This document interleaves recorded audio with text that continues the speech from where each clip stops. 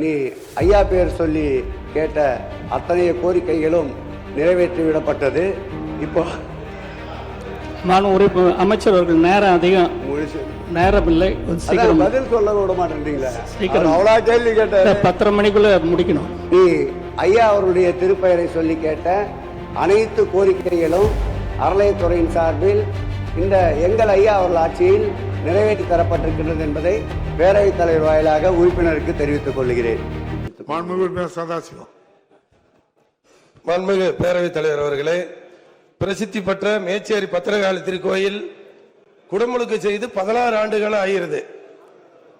அது நம்மளுடைய அமைச்சர் அவர்கள் கவனத்திற்கு 2 முறை சென்றிருக்கின்றேன்.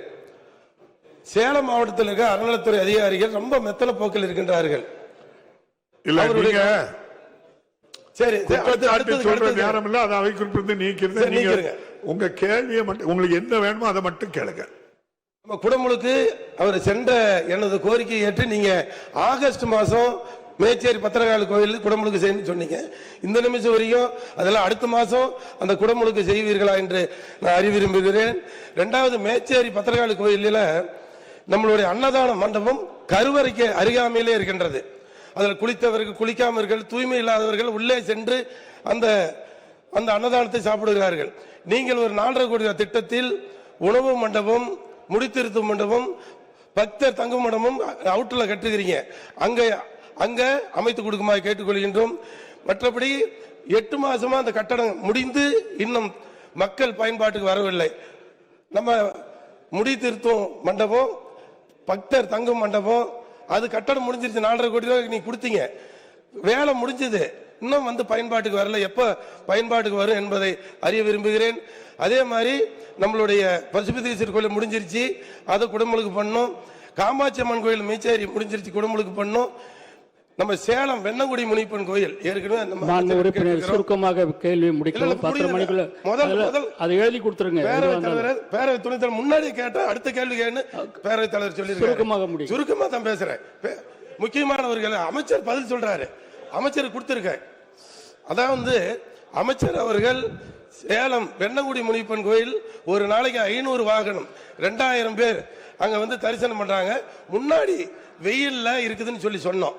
பெரிய கோயில், வருமானம் இருக்க கோயில், அதுக்கு நிழலுக்கு செட்டு அமைத்து கொடுக்கணும் என்பது நான் அறிய விரும்புகிறேன்.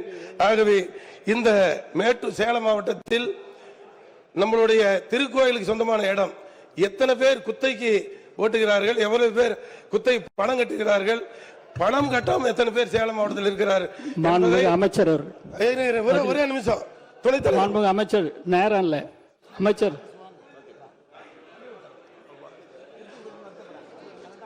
சீக்கிரம் முடிங்க, டைம் இல்ல, 10:30க்கு முடிக்கணும்.